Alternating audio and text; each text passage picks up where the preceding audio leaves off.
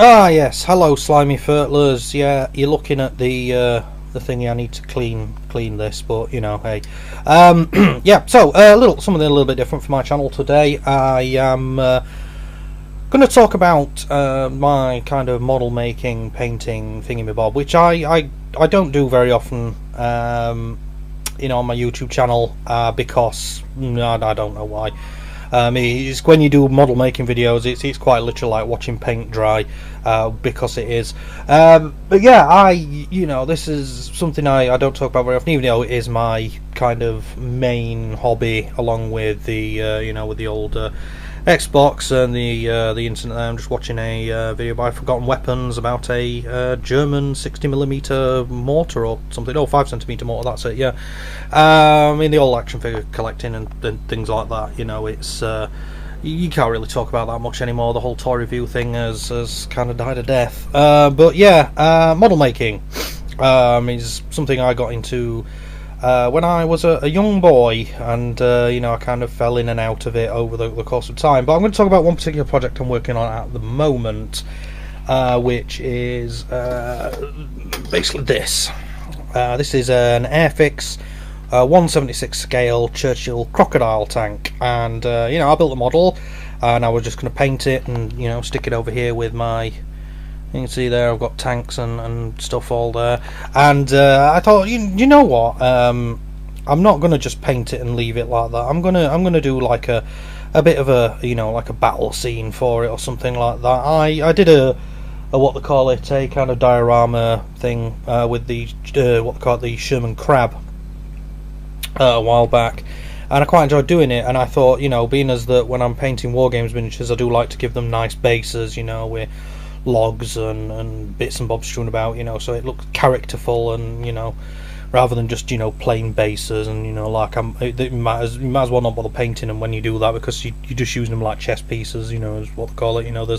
There's no action, there's no drama, there's no, I don't know, there's no life to them, if you know what I mean. So yeah, so I had a look at this Churchill tank, and for those who know, the Churchill crocodile is a flamethrower variant of the Churchill tank, the infantry tank from World War II. Basically, it's slow and ponderous, designed to keep up with troops on foot and provide heavy firepower to them.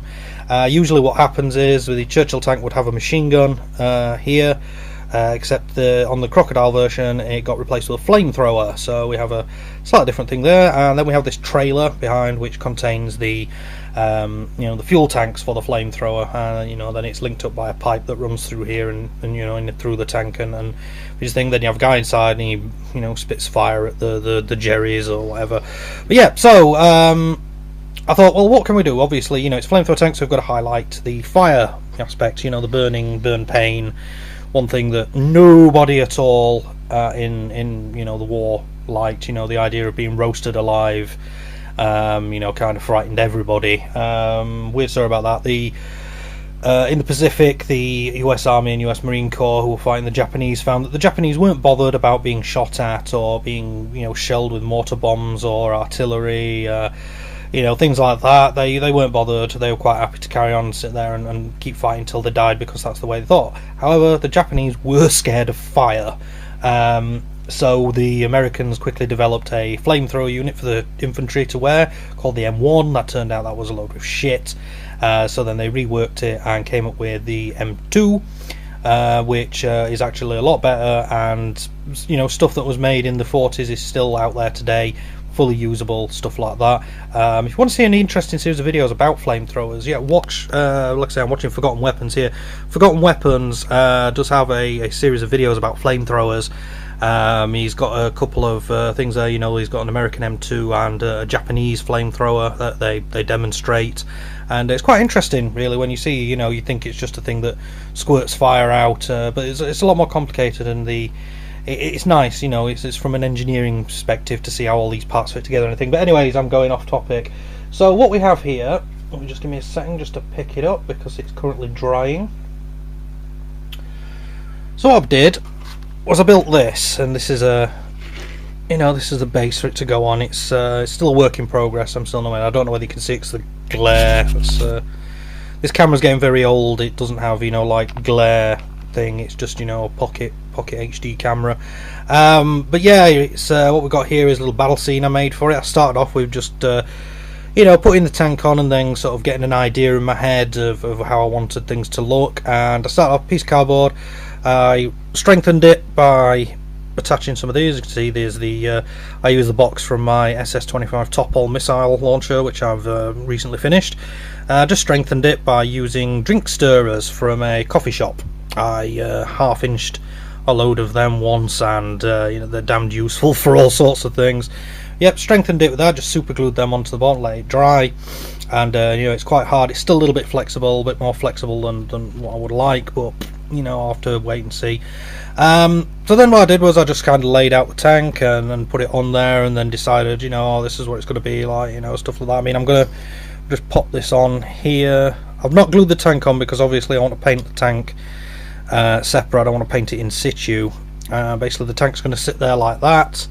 You know, it's going here, you know, and then we've got the, you know, the Jerrys, the Hun, the Bosch, whatever you want to call them, you know, they're here trying to defend this position from behind this barbed wire and this bit of an earthworks kind of thing. But the Churchill tank's having none of it. And well, you'll see when I finish. I haven't actually put any fire effects on there because I need to do that last. Otherwise it kind of gets mixed up with the whole thing there. But the scene, it's quite easy to make. I mean, in total so far I've spent about, what, maybe an hour and a half just making this. And you know, it's like I say, you start off with a piece of cardboard for the base, make it rigid, or if you want to do something like this, you know, you could start off with a piece of plywood. It works just as well. I use cardboard because I don't have any sheets of plywood. And I started off just by putting some milliput, mixing up some milliput. See the combination here, I've got the standard milliput and then the white because I ran out of the green stuff. And I just made, you know, lumps and bumps here and there, you know, to represent, you know, like mud and stuff piled up. Stuck some, what I call this in, stuck some pieces of the coffee stirrers or drink stirrers in here to make like a little fence, and then got some wire, wrapped the wire around a pen, and then kept tightening it up and tightening it up to make a coil, which, you know, barbed wire. I decided to make a little like a little observation post or a little firing post here, which is not finished. I want to put a roof on it eventually, but you can't probably see down here, but I made some little sandbags, which is dead easy. You just take a roll of milliput, you just roll it up into a, you know, roll it up into a sausage, clip the ends off with a pair of scissors, and then just cut little pieces off, and the cutting motion shapes the sausage piece into a sandbag. You know, it's basically got a roll of stuff in the middle, and then there's little nips at the end where the sewing, you know, where the bags are sewn up. Does that nice simple effect, you know. Then I put cut up some more drink stirrers, made this little, you know, kind of little dugout thing. I did want to put a machine gun in there, but unfortunately the only Germans I've got with the machine guns are all laid down on the ground. These figures are all 176 Airfix figures. You know, we've got some Germans here, and then, like I said, we've got the Tommies over here. You know, so we've got a guy with a rifle, you know, guy here sort of cowering in fear. That's actually an artillery crew figure. He's, you know, sort of bent down, covering his ears. You know, yeah, that's you know, kind of guy that's a bit scared, because, you know, not everybody when they go to war is you know, fucking John Wayne or Arnold Schwarzenegger. Some people do get scared.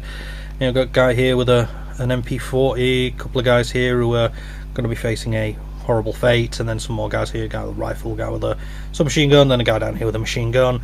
Oh, here we've got the Tommies. You know, these are just basically either glued or pushed into the milliput. You know, that's how I've attached them, either glued them on or pushed them into the milliput.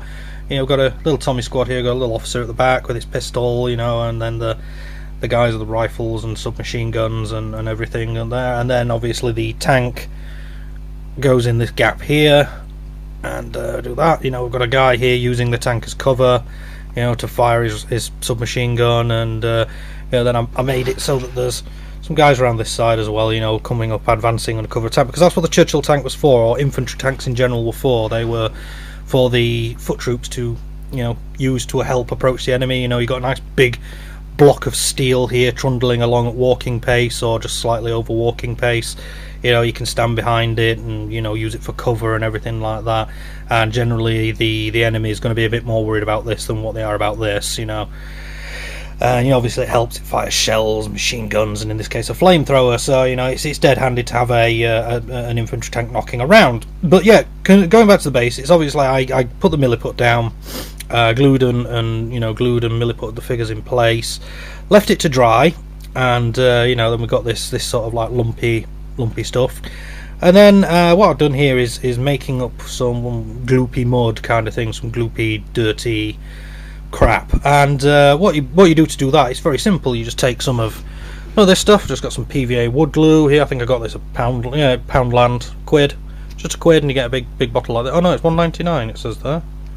Am I buying? No, I don't know. I can't remember where I got this from. But yeah, this is one that used to have at Poundland, so I don't know what that is. But yeah, get some of that, and then I just used this little piece of a figure blister pack that I use as a paint palette. That's that. You just put a slop of glue in there, and then I've got this stuff which I found in the shed when we moved into this house. It's just a bag, and it's just a mixture of sand, grit, stuff like that. I don't know what its proper name is, and it's aggregate or something.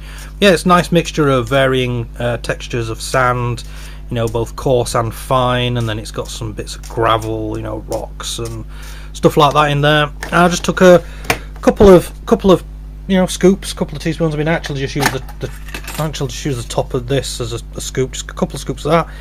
Pour it in on top of the glue, then I gave it a swizzle round with this screwdriver, just mix it in so you get a nice gloopy paste, and then just scooping it out with the screwdriver, and I just sort of splattered it down on here, spread it around a bit, and that's the first bit. I've covered in some of the stuff like that. The bits I've left bare I'm going to cover with other things. I'm just going to put PVA down and then stick other things on, maybe some stones, bit of sand, something like that, and then once all that's done, I'll spray undercoat it, which will help seal the stuff in, and then paint it, obviously. And then when I painted it, I'll give it a spray of varnish, which will seal everything in together. Obviously once I paint the base first, do the tank, glue the tank on, give it a good spray of varnish, Bob's your uncle, as long as I don't put grass on it, because if I put grass on it, you can't really spray varnish over like grass flock, because it just makes it go horrible. But yeah, so that's it. This is just basic thing. I mean, it's a lot of people scoff at model making. It's sad. You sit there for hours and hours on end doing stuff, and yeah, sometimes you can sit there for hours and hours and doing stuff. But I kind of like that sort of thing. I like to produce art. It's like I say, this is art. I've taken an idea I had in my head. Some basic materials, bits and bobs I had laying around, and I just created a little battle scene, which when I painted it up, it'll look nice. It'll look like a scene out of a film or a TV series, something like that. Out of the good old Commando comics. And yeah, it's, and then when you're doing this, that's the essence of art, really. It's while I'm doing this, there might be changes made to it. I might put rocks in. I might get some things. I've got a thing of cork rocks. I might stick some rocks on, big rocks like that. And paint them grey and have them sticking out from the brown sand or the brown dirt or the mud or something. Because, so I say, World War II was just as muddy as World War One, except you got to actually move properly through the mud here, instead of World War One, where you just got to sit around and get covered in mud and shit all day and end up eating rat for dinner because the rations had run out or they'd gone mouldy or something. I don't know. But yeah, but that's what I said. It's the essence of art. You change the thing. You don't make mistakes when you're doing this. I'm not trying to recreate a scene from a film or anything like that. This is completely. I don't know what date this scene occurred. I don't know where it occurred. It could be France. It could be Germany somewhere. I don't know. I won't know until I finished it, and even then I might not know. But yeah, it's I'm just creating there. You don't make mistakes. You just have happy little accidents, and if you do something up, never know. Sometimes when you make accidents in model making, and even with painting, any kind of art, drawing, pencil drawings, painting, sculpture, clay modeling, things like that. You can make mistakes, and sometimes you'll leave the mistakes in, and it'll look great. It still looks nice. It's not everything has to be spot on perfect, because life isn't perfect. Real life isn't perfect. There's no such thing. There's always a blemish. A blemish or a fold or a curve that's not in the right place. And it makes things look thing, and then you try and get rid of it, and you end up making it look worse. So sometimes it's just nice to have those happy little accidents. Leave them in. God bless Bob Ross. Yeah, so there we go. Just a little bit about the model I'm working on. I'll put some pictures of it up on Facebook, maybe Twitter and Discord and stuff like that when I'm done. But yeah, it's just a little bit of model making. I'm not going to show any painting because it's, like I say, that is literally watching paint dry, and you know, I don't like that. And it's like I say, painting techniques vary from person to person. There's some people do this, and there's some people do that. I do what I do because that's what works best for me. I mean, it's like I say, my hands aren't as good as they used to be. You know, I've got, you know, you see a bit of a shake there, you know, and I'm holding this like this, you know, I can't grip it properly and stuff. You know, it's hard for me painting now because of the way my hands are and stuff like that. Some days I'm fine, some days I'm not, you know, but yeah, so anyways, that's the basic scene. It's like I say, it's just got to dry now. I've just picked the base up out of it, got it on the windowsill in the sun so it can dry, and all this lovely mud and gloop can you know, solidify into place before I do anything else with it. So yeah, just thanks for watching. This is just a bit different from ranty videos or taking the piss out of things, you know, with electronic voice generated characters that people don't like, but I don't care. So yeah, thanks for watching, and I'll see you next video.